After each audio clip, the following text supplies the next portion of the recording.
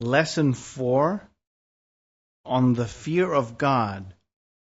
In his Catholic epistle, St. John says, "Perfect love casts out fear." What does the saint mean by this? What does he mean by love and by fear? The prophet in Psalm says, "Oh, fear the Lord, you his saints." We find many similar sayings in the Holy Scriptures. But if the saints who have such a perfect love of God also fear him, why is it said that perfect love casts out fear? The saint wants to show us that there are two kinds of fear. One is introductory and the other one is perfect. The first is for the beginners in the Christian life, whilst the other one is of the saints, of those who have been made perfect and have reached the point of divine love. Let me explain.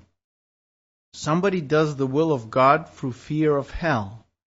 He, as we have said, is only a beginner. He is not struggling for good itself, but through fear of infliction. Another person follows God's will because he loves God himself and specifically because he wants to please him. This person knows what is good. He knows what it means to be together with God. He has the true love, which the saint calls perfect, and it is precisely this perfect love which leads him to perfect fear. He fears and keeps God's will not because he fears the wounds, not because of hell, but, as we have said, because he has tasted the sweetness of being with God. He is afraid of falling away and being deprived of this sweetness. This perfect fear, which is the result of perfect love, casts out introductory fear, and this is the reason why he says that perfect love casts out fear. It is impossible to reach perfect fear except through introductory fear. There are 3 states, as St. Basil says, by which we can please God.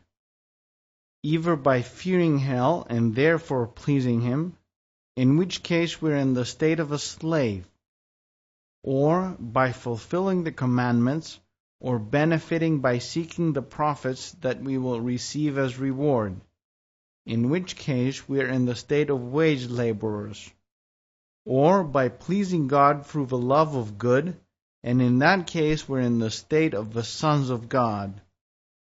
When a son matures, he does his father's will not because he is afraid of being beaten, nor because he expects a reward from him, but because he loves him. He respects him especially, and he is convinced that everything belonging to his father is his own. This son becomes worthy to hear, "You are no longer a slave, but a son. And if a son, then an heir of God through Christ." As we have said, he no longer fears God, meaning introductory fear, but loves God as St. Anthony points out, "I am not afraid of God, but I love him." In the same way, when Abraham was on the point of sacrificing his son, the Lord said to him, "Now I know that you fear God." This signifies perfect fear which comes from love. Why did he say, "Now I know"?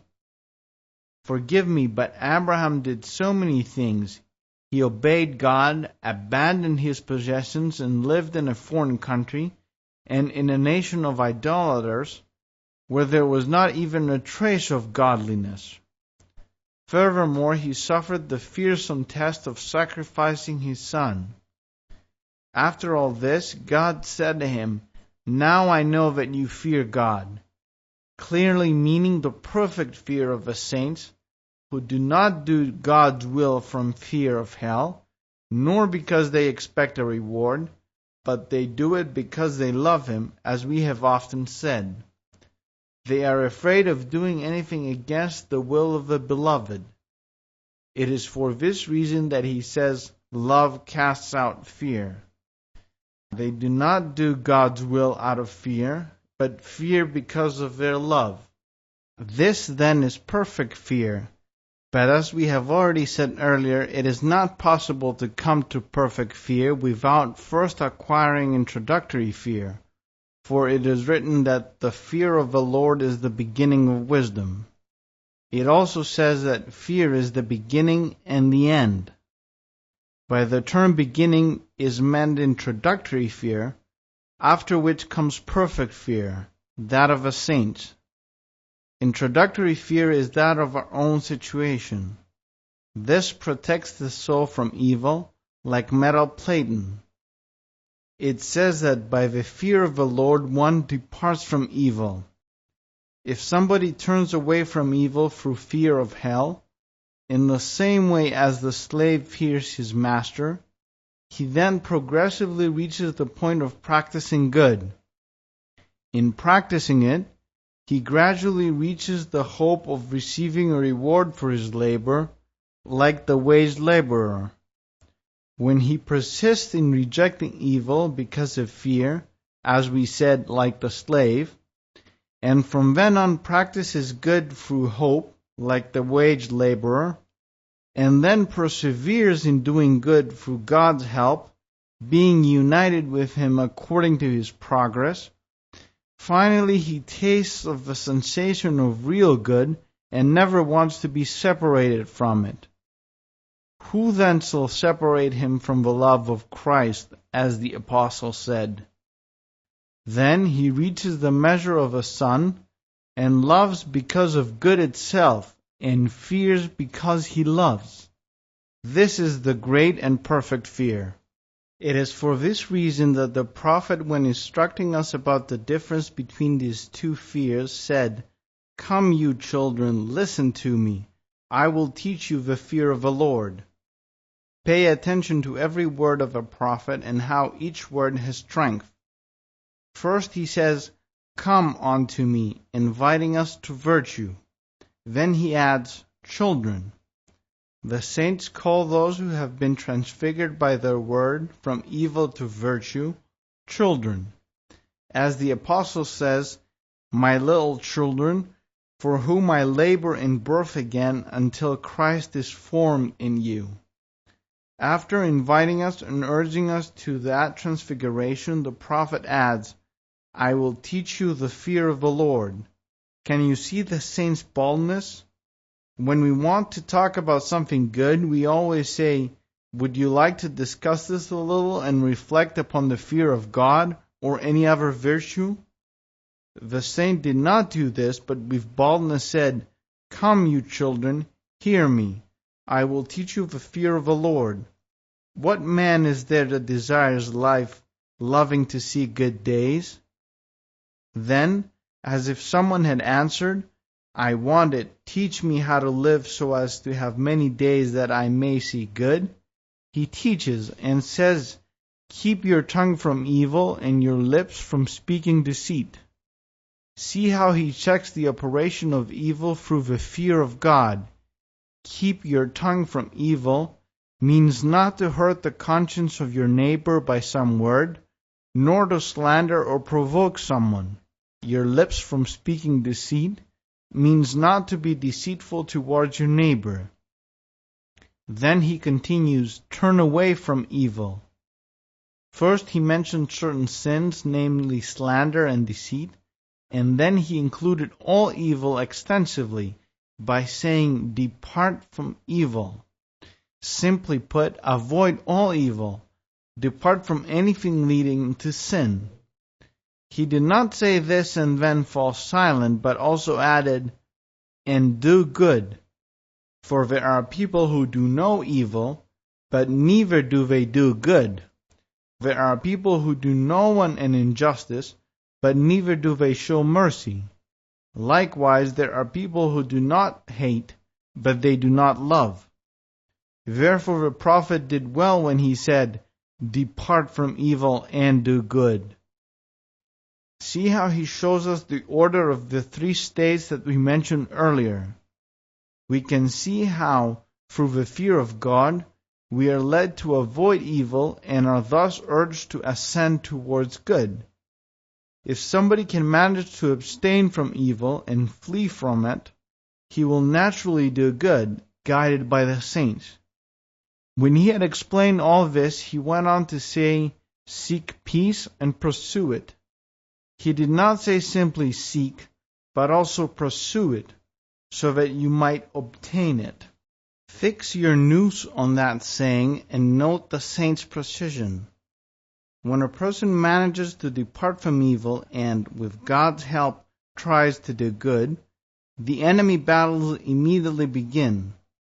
So he struggles, works hard, is exhausted, not only because he is afraid of turning back to evil, as we said regarding the slave, but, as we also said earlier, hopes to receive the reward of goodness like a wage laborer. While being attacked and fighting and contending with the enemy, he does good, but with much affliction and oppression.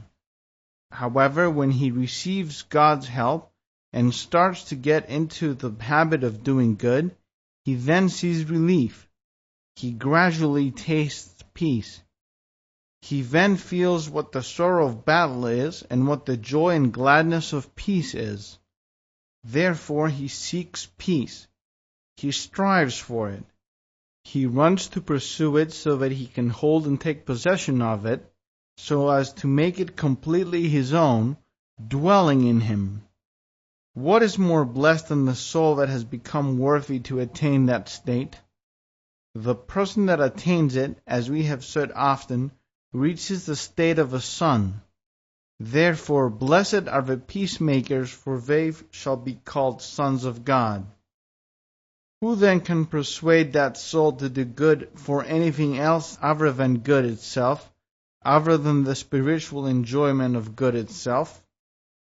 Who has known that joy other than the person that has experienced it? Such a person has knowledge of perfect fear, as we have often said. We have heard what perfect fear according to the saints is, and what introductory fear of our own situation is, and where we have come from and what we attain through fear of God. Now we must learn how the fear of God comes about, and understand what it is that separates us from the fear of God.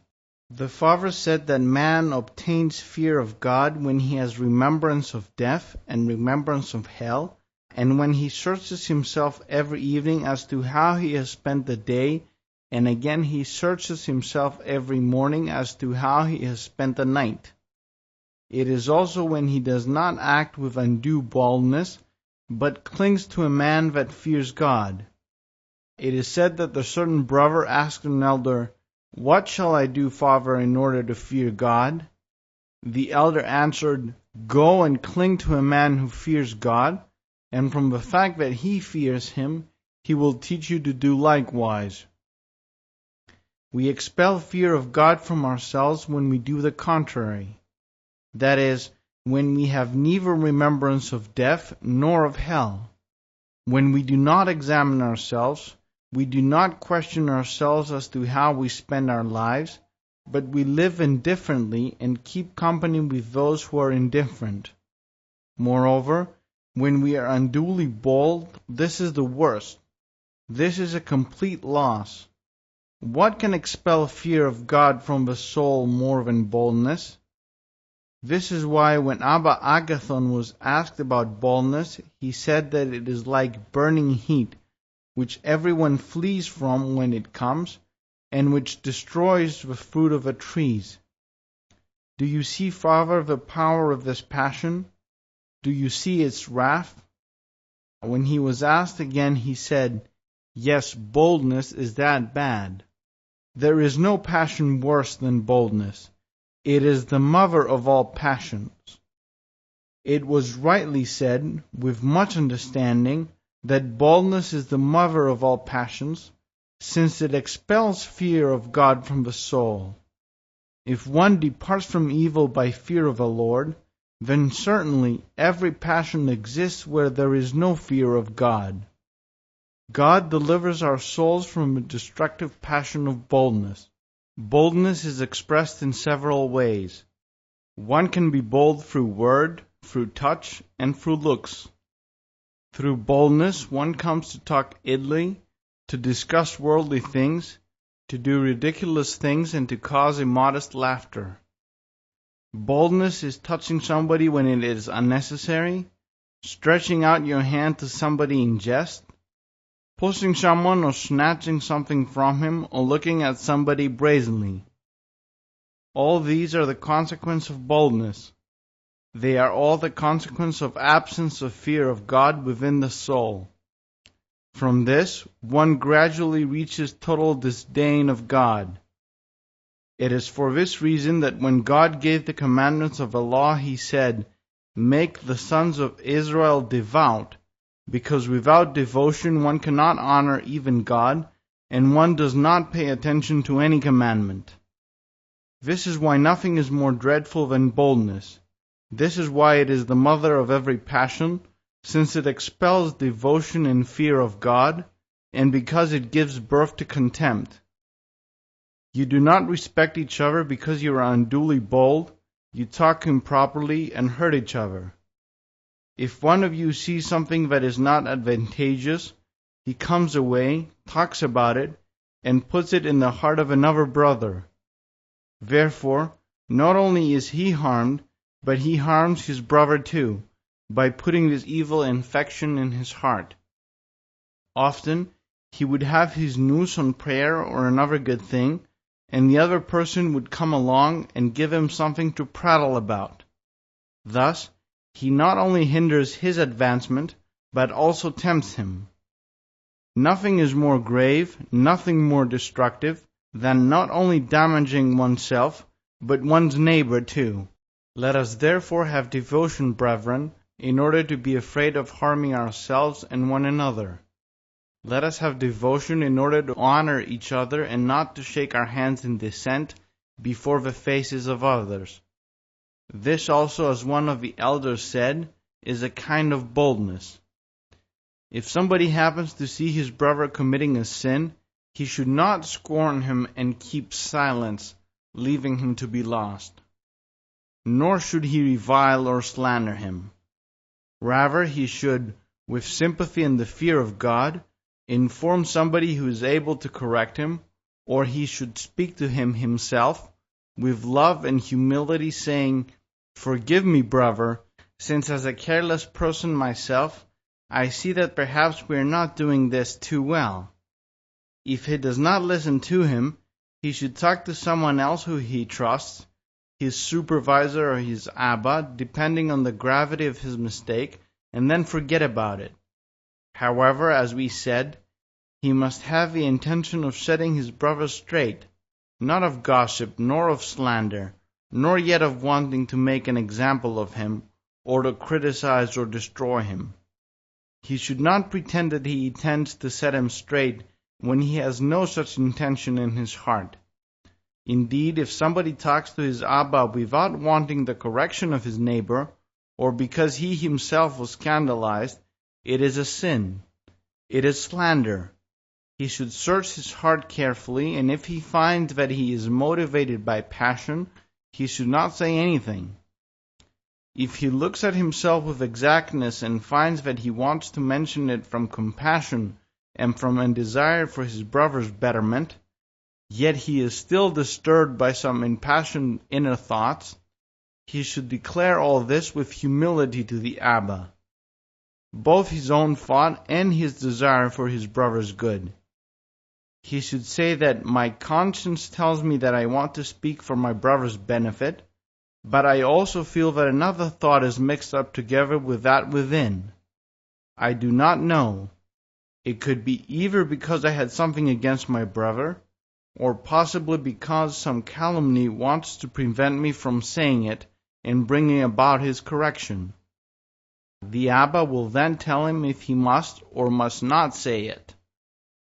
Also, it sometimes happens that someone says this neither for his brother's benefit, nor because he might be led into sin, nor even because of a certain resentment, but simply from ill talk. But what is the need for such gossip? Often his brother learns of it, and is disturbed and upset by it. Yet more harm is done.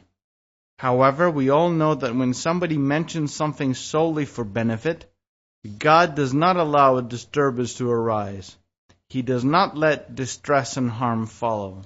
Take care, as we said, to guard your tongue, so that no one speaks improperly to his neighbor, nor hurts somebody by word, deed, gesture, or by any other means. Do not be easily irritated, so that if one of you hears words from his brother, you will not be agitated immediately, will not answer back and then badly, or stay upset with him. All these things do not belong to those who struggle. They do not belong to those who seek salvation. Acquire the fear of God, but with devotion, so that when you meet each other you each bow your head to your brother, as we said, each one humbling himself before God and before his brother, and cutting off his own will.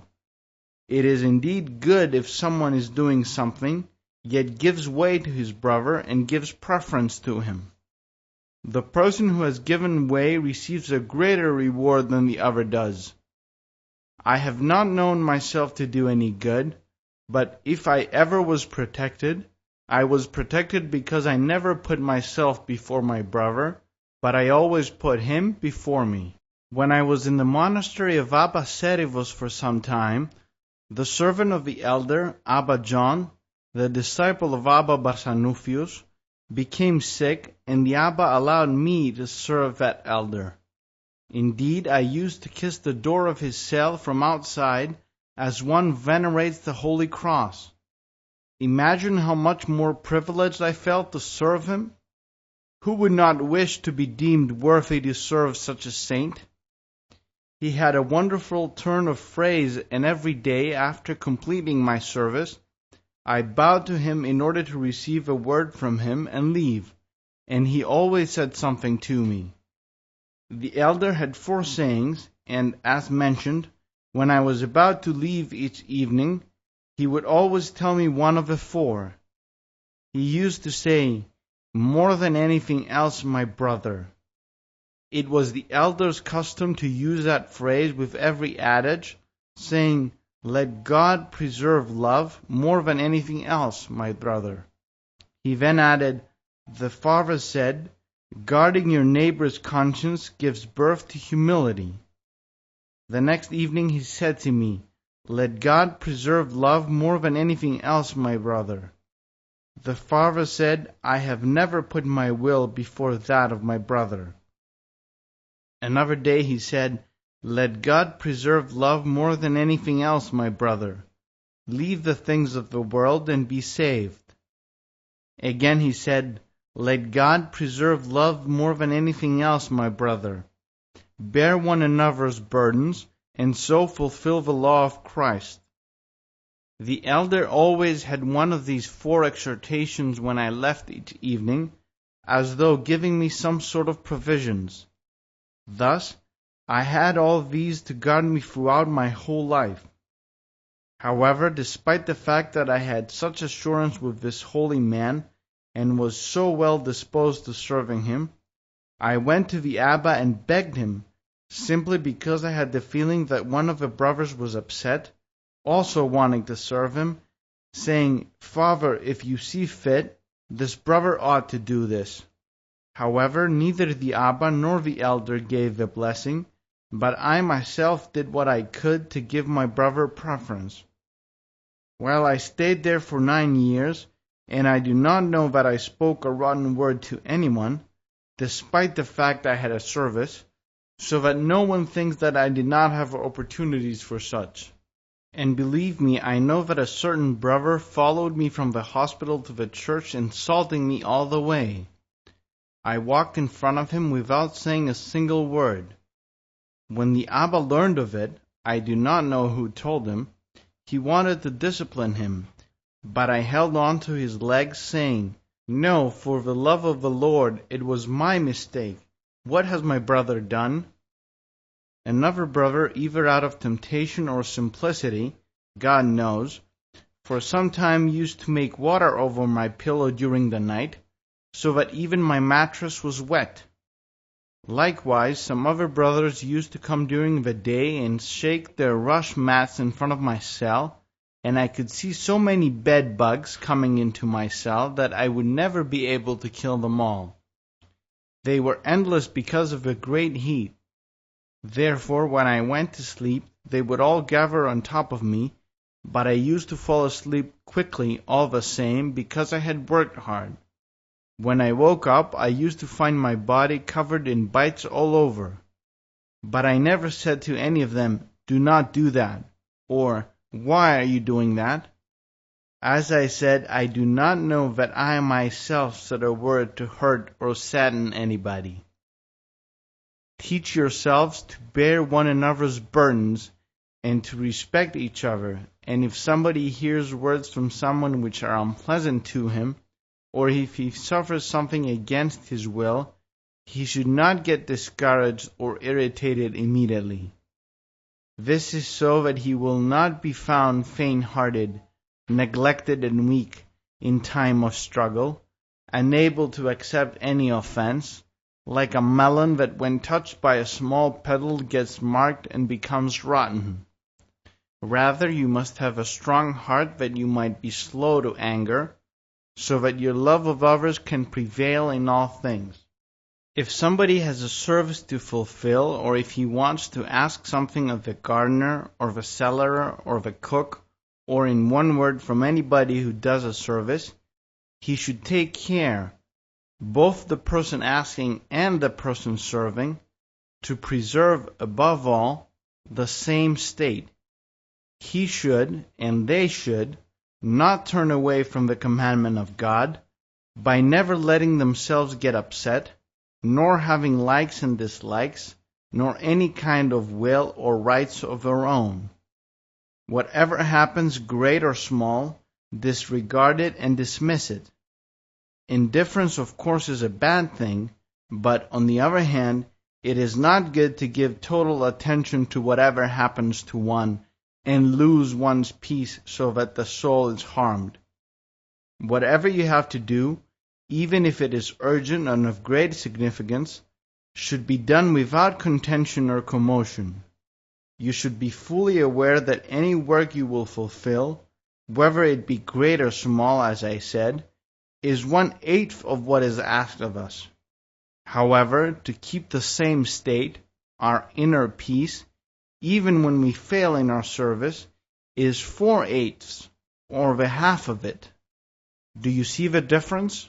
Therefore, when you do something, if you want to make it perfect and whole, you must be careful to do properly that which is, as I said, 1/8 of it, and at the same time preserve your inner state unimpaired, which is 4/8 of it. If you are obliged to transgress that commandment, and you are harmed, or you harm somebody else, it is not good to lose 4/8 while keeping 1/8 in order to fulfill the service. If you see someone doing this, you can be sure that such a person is not undertaking his service conscientiously. If he insists on disputing with others, from vanity or from a desire to please others, just so that he can hear that nobody can beat him, he punishes himself and his neighbor. Good gracious me, what an achievement! This is not victory, brethren, this is damage. This is defeat. I say to you that when I send one of you to do whatever duty and see some disturbance coming, or any other harm, stop and do not harm yourself or others. Put the work aside, leave it unfinished, just do not bother each other, since, as I said, you will lose 4/8 in order to keep 1/8. This is obviously irrational. I am telling you this not so that you become faint-hearted immediately and stop your work, or become indifferent and needlessly throw away material things and trample upon your conscience because you want to live without care. Nor am I telling you this so that you disobey and say, "I cannot fulfill that service, for it is detrimental to me." With this reasoning you will not carry out any service, nor can you fulfill any of God's commandments. I am telling you this so that you give your whole strength to fulfilling all your services with love and humility, submitting to each other, honoring and comforting each other. Nothing is more powerful than humility. However, if one of you sees his neighbor or himself upset at some time, stop the work, withdraw, and give way to each other. Do not persist so that harm does not follow. It is better, as I have said 1,000 times, not to fulfill the duty as you want, but as needs be, and not obstinately or insisting on one's right, even when it is evident that it troubles you or upsets the others, and thus lose 4/8 of it. There is a great difference between the damage done. Sometimes it happens that somebody even loses the remaining 1/8 and ends up having done nothing. This is the result of disputes. Let us have this principle in all the jobs we do, doing them for our benefit. Where is the benefit when we are not humble before each other, but on the contrary trouble and upset one another? You know very well that in the sayings of the fathers it is written in that life or death depends on your neighbor. Each of you should always reflect on this, brethren, so as to exercise the sayings of the holy elders, so that you will hasten, with love and the fear of God, to seek the benefit of each other. Thus, with the help of God, you will be able to profit and make progress from anything that happens in your life. Our God Himself, the lover of mankind, will grant us fear of Him. Fear God and keep His commandments, because by this is for all men. To Him belongs glory to the ages. Amen.